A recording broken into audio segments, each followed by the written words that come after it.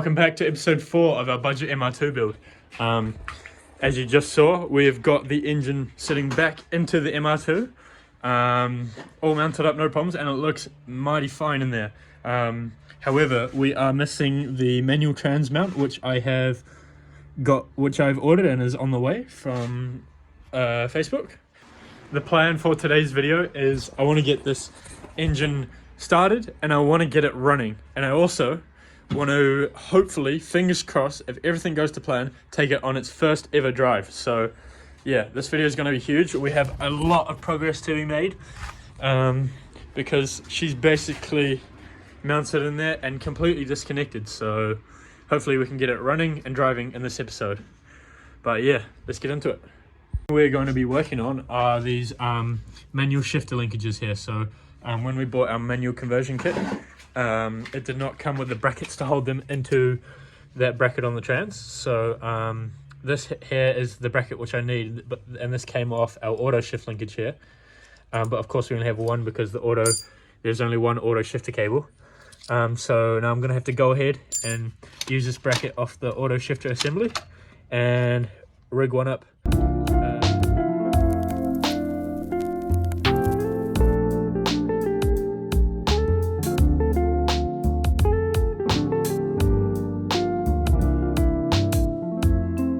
Alright, so if you see that, that's a little bracket there that we made, and this is our other one. It works perfectly. So if we come over here into the car, we've done that little mod, we can now shift gear. So there's neutral, 1, 2, 3, 4, 5, and reverse. Beautiful. Okay, so now that the shifter is sorted, we can go back onto the engine and continue plugging stuff in and buttoning everything up so we can actually get this thing started.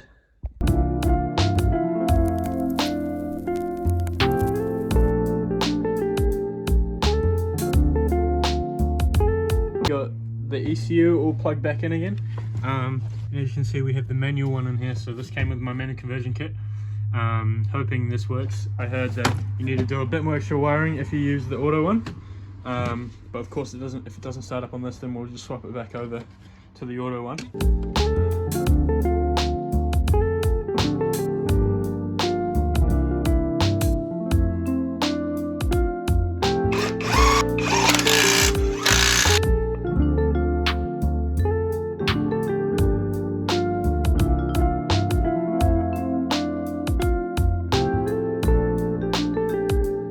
We just got the subframe with the engine mount bolted back in the car, which lined up no problem. And we also have the second part of the header in there. Yeah, making heaps of progress. Let's keep it going.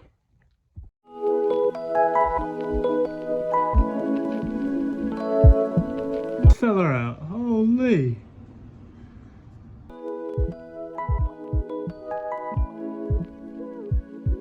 I believe, apart from this engine mount, the engine is fully connected, apart from and also the cold air intake or whatever, but that doesn't matter for the startup. But I'm gonna go into the car and I'm gonna first connect the battery, and then I'm gonna go into the car and click the key on and see if anything happens. So yeah, pretty big moment. I'm pretty sure I have everything connected, but we'll soon find out. Connected the battery, no leaks, petrol leaks or anything that I can see so far. We do have no coolant in it, but I wonder if we can try and crank it now.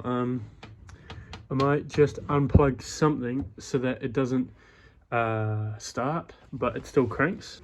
So the car doesn't want to crank at all. Bugger, I need to figure this out. Feeling my car may not be cranking because the neutral safety switch is still not engaged, even though I have a manual ECU. I'm just going to try this anyway. So you just basically go to the auto gearbox plug, and I'm just going to chop this red and the black wire here at the top of the plug. Then I'm going to splice them together, and which is going to fool the ECU and the car to thinking that it is in park. But yeah, let's get this done. Okay, so I've quickly just spliced those together. Now let's see if the car cranks. Okay, so we have some more lights again. Still can't hear the fuel pump priming. Oh, it's working. Nice. Coil plugged back in. Now let's give it another go.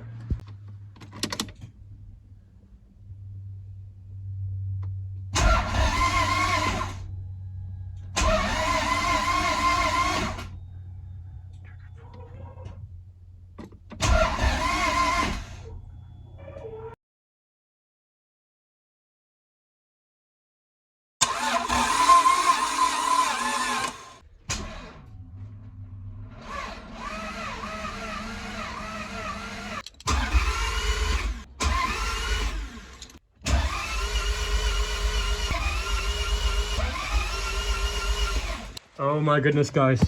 So the ECU actually started flashing code 14, and it's the igniter assembly, and I go to it and there's actually missing a plug. This one's not plugged in, so this plugs in right in here by the igniter. So I'm going to plug this in, and I honestly think it'll start, so let's give this a go. All right, she's all plugged in. Now let's go try it. Come on. No engine light. Ah. Poos.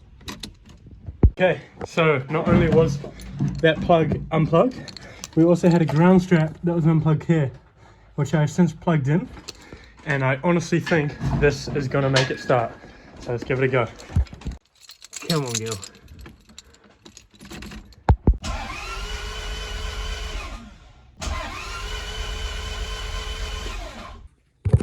So it is day 3 of me trying to start this thing, and I've devoted the entire day to trying to figure out what's wrong with it. So I'm going to be looking at spark, fuel.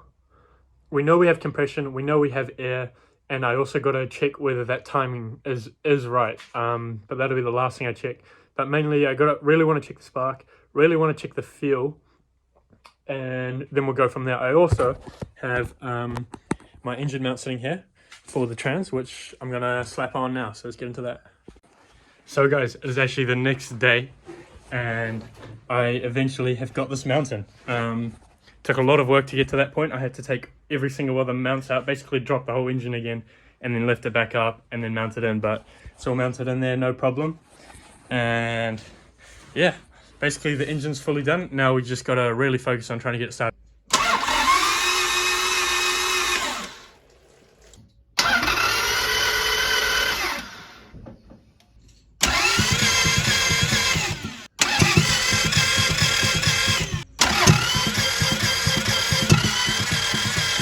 Okay, so I just swapped out to the old spark plugs.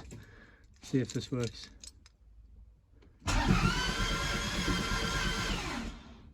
No. Alright, so I think I found the reason why my MR2 is not starting. So you can see down there the timing belt is on top dead center, and when we come to the cams they're completely out of time. So that would definitely cause a not start issue. But yeah, let's see if we can time it up, get the cams in sync with the crank, and then see if it starts. Okay, so everything is connected back up, and we've got the belt in time. As you can see, we've got the cams now in time with the crank. So I really think it's going to start now. So without further ado, let's get into it.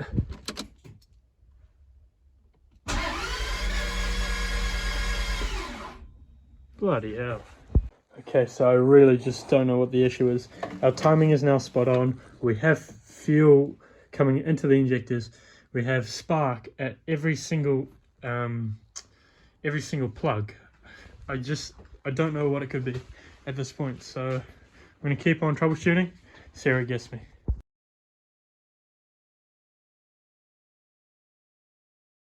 So I have absolutely no idea what the last clip was, but it has been roughly about a month since I've picked up the camera. This MR2 has been an absolute nightmare. So basically what happened is that the car is cranking and it's not starting. So I basically led the problem to being the ECU not getting power, which led me down the rabbit hole of fully taking apart this entire interior, which is very depressing because I'm not sure if I can put it back together. But that's besides the point. The point is that this we took out this crappy janky old alarm system that was botched into this wiring harness, which I'm pretty sure is responsible for the reason why this car cranks and doesn't start. So you just have to take my word for it, but you can just see the state of this this current wiring harness in here. It's just botched, cut, and it's been modified too much to the point where I just can't understand it. So what I've done, but a replacement wiring harness, which finally got here yesterday. It took ages to get here. But this is it here, so that's what we're going to be doing now. We're going to be fully taking out this old interior loom harness and replacing it with the new one, and I'm fingers crossed, I'm really hoping that this will result in our car starting. So yeah, without further ado, let's get into it. So before I unplug anything or start taking anything out, I'm going to be completely labeling this entire loom, so hopefully I can put it in just the way it came out. So yeah, let's get into that. Alright, so the loom is fully out, and I'm going to show you the difference in the looms now. Alright, so this one here is the old loom and this is the new loom, and I'll show you where this one really fails. So this is by the ignition here. You see it's all chopped up and wired up, same with wires in here. It's just like chopped in a lot of places. There's a lot of things just that's hodgepodge about it, whereas this one's real yeah, just overall this one's got no cut wires anywhere, and it's really nice. So it's real easy having them side by side like this. Basically what I'm going to do is I'm going to take all the labels off these plugs and swap them over to this one, and then I'll be able to swiftly put this one back inside the car and hopefully start it up. So yesterday we got the full dash harness and stuff back in. Now it was a bit of a trouble, but I think this dash harness was out of a later car, so quite a few of the plugs were different, so I had to swap them over, which was a bit of a mish, including the entire speedo plugs. So I still need to swap those over, but it did not fix our issue. So back to troubleshooting. I think I'm going to check the timing once again, and I also want to check whether the engine is properly grounded. So yeah, let's get into that.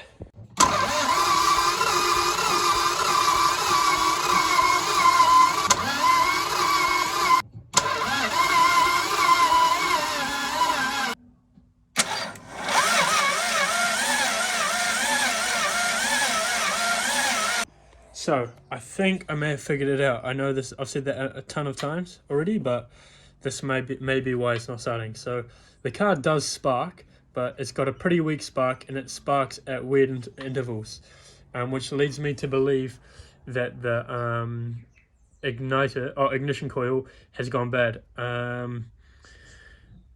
So what I did was I tested the ignition coil, and the resistance levels are a little bit off, so I've ordered a new one of those and I'm waiting on it.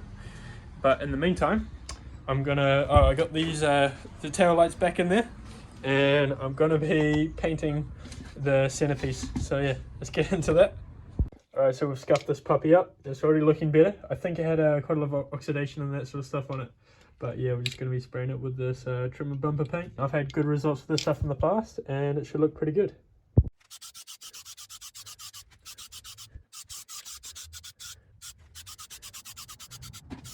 You can see it sprays on nice and wet, but when it dries nice and flat and shattered like this, which looks really good.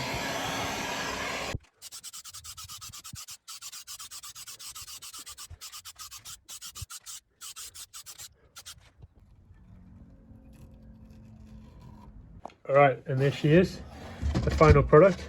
Unfortunately, I am quite cheap, and of course picked the cheapest masking tape up off the shelf, which left a bit of residue when it. You can see the lovely nice satin black finish that trim paint gives. Very nice.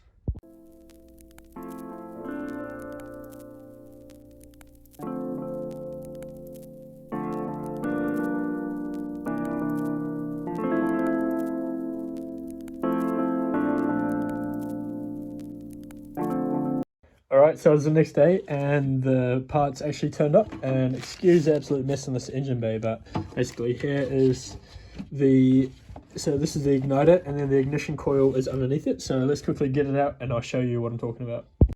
Okay, so here we have the ignition coil that came out of the car, and here is our new ignition coil. As you can see, they're identical, and we're going to be running a quick test by measuring the resistance on it. So I set our multimeter to the resistance, and we're going to get an ohms reading. So first I'm going to measure these 2 plugs in here. This one is showing 1.8, and then now we're also going to need a second reading of the main igniter in here and then the positive there. And like I said, I think this one's faulty, so we're not actually getting a reading off this igniter here.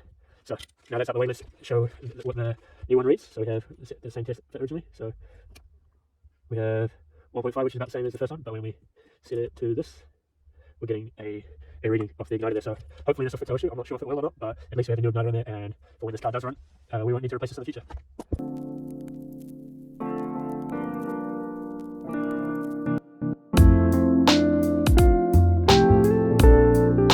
Alright, so we've got the new ignition coil in there, so now let's test to see how good the spark is.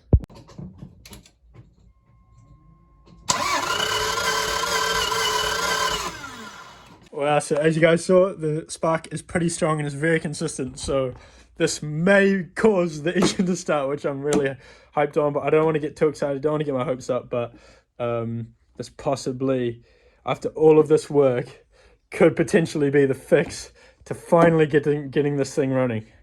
What a nightmare this has been. Please, please work. All right, let's give it a shot.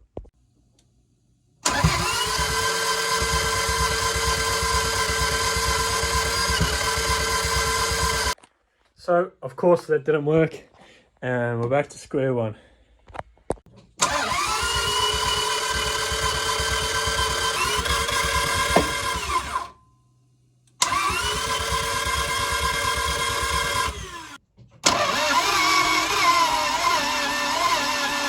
Okay, as you can see, things are looking a little bit different at the moment. So I've got this entire exhaust cam out, and if you watch the episode where we actually built this engine, you will know that we replaced this cam here with a cam out of another engine which was supposedly NA, and the exact same engine. However, I have noticed that the cam that we put in here has a number 5 on it, whilst the cam that we took out has a number 4 on it.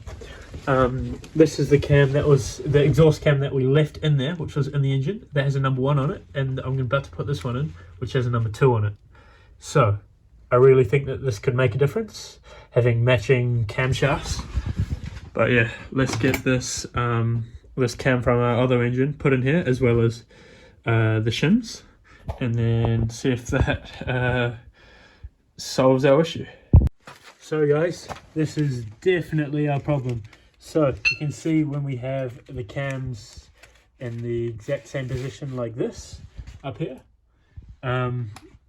the lobe is on the completely opposite side. So this would 100% cause our car not to start, because the cam gear can only pop on one way, and this is on the opposite side. So whilst the intake cam is open, the exhaust cam is completely shut, which also explains why we never really get but yeah, that's definitely our problem. Let's go ahead and then get this new one sitting in the car and see if she starts. All right, fellas, we have the new camshaft back in, as well as the new buckets and shims, and I've also got it all timed up again. Now I'm going to be putting everything back on and crossing my fingers and hoping that she'll start. Alright guys, everything's buttoned up again. Now we hooked the battery up. Let's see if this thing will finally start. Come on.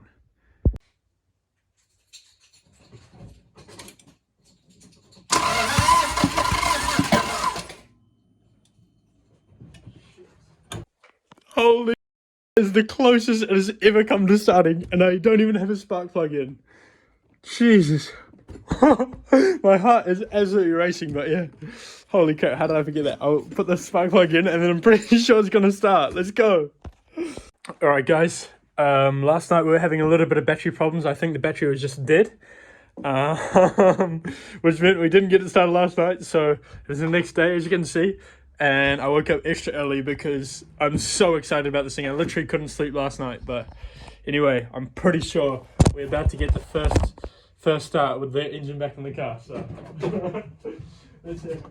After 2 months, come on baby.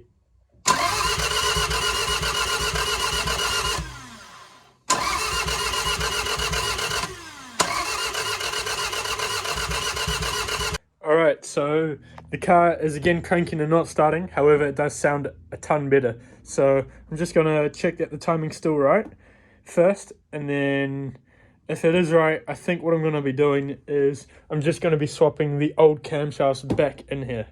And seeing if that makes a difference. I'm pretty sure that's what's wrong with it. But anyway, let's get on to it. Alright, so the timing is definitely fine. Yeah, I think what I'm gonna have to do now is I'm just gonna swap the old cams back in and give that a go. Alright, so we got it stripped down. Now it's time to get these camshafts which we put in from that engine, and we're gonna swap them back to the old camshafts, and I'll show you why in a second. The cams are back out, and you can see is exactly what we discovered last night, where the intake cam is basically 180 degrees from the old cam. So that's the same with the exhaust cam, where they're both in the same position and the pin is basically on the opposite side. So this will definitely fix our problem, I feel. And basically we just got to get the old cams back in the engine, and then I think it'll fire up. Alright, so the old cams are back in as well as the cam gears. Now we need to retime it and then get the rocker cover and stuff back on, and hopefully it starts up. Alright guys, that was quite a lot of work, but she's back together. I'm super excited to finally hear this thing run, and I'm pretty sure it is going to run, so fingers crossed. But anyway, let's get into it. Okay, take 448. Trying to start my MR2.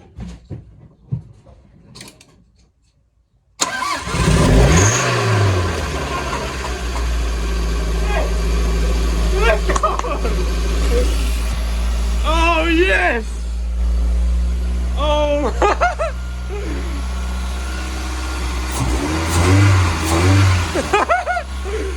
Yes!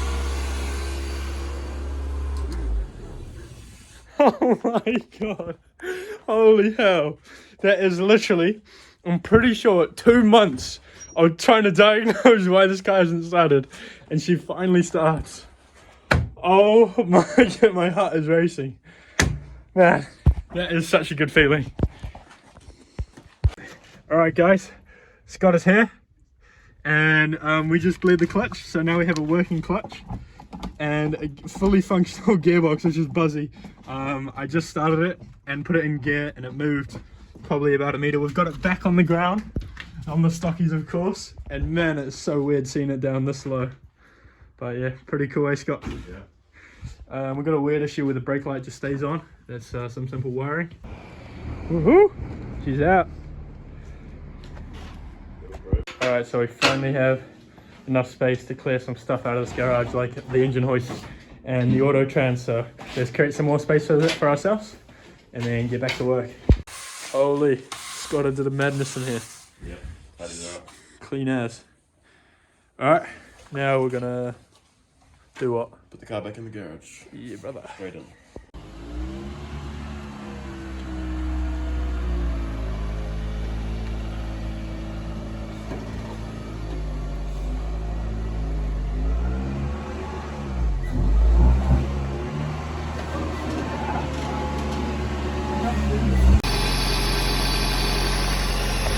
So we've managed to settle the idle a bit. I think I had the cable was a bit stretched out. It's running good.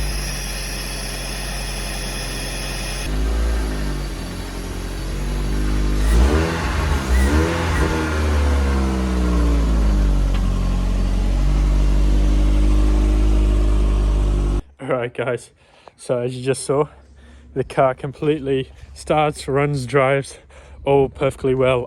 Gearbox is a bit crunchy. That's because we have no fluid in the gearbox, of course, not yet. The engine's also got no coolant, so we can't take it for a drive or anything just yet. But all the clutch works great, and the axles and everything's hooked up. No real weird knocks, but as you guys can see, there's still a ton of work left to do on this thing, like fully getting this interior all back together. It's completely torn apart at the moment, as well as really finishing up this engine bay, because I've just got it slapped together at the moment.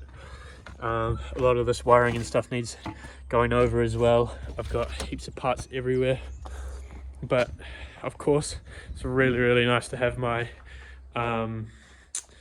my garage space back, and you can see I've got some parts for it. So I've got some side skirts, some new wheels as well, which will be going on in a future video. And now I just want to quickly address the issue of why didn't this car start and why I didn't think of the cams earlier, which is completely my fault. The car didn't start because of me. I'm not a professional or an expert. I'm not a mechanic or anything. I'm literally just an average Joe working on his car. But I learn as I go, and this one I learned a lot. So I picked up a spare motor for this, which I was told was the exact same as this one, same generation and everything. I really only needed it for the head and specifically the camshafts and the buckets and shims. But as it turns out, as you guys saw, the cams were actually completely different. So I'm not sure. Maybe the engine this guy sold me might have been like a turbo head, or maybe might have been a later gen 3SGE. I was right on the verge of getting it taken to a mechanic, which would have been upwards of $1,000. So yeah, super stoked I figured it out by myself finally. But yeah, guys, thank you so much for watching this one. It has been an absolute mission. This is 2 months worth of diagnosing what was wrong with that car, and I finally got it started, and boy was it a good feeling. So yeah, I'm super stoked with that, and make sure you guys look out for the next one, because it's going to be even better than this one. We're going to be fully buttoning this thing up, as well as taking it for its first maiden voyage with that manual trans and fixed engine, as well as doing some mods like the wheels and the side skirts, I hope. But yeah, thank you so much for watching. Like it if you enjoyed it. Comment if you want. I always reply to them. And I'll see you on the next one. Thanks.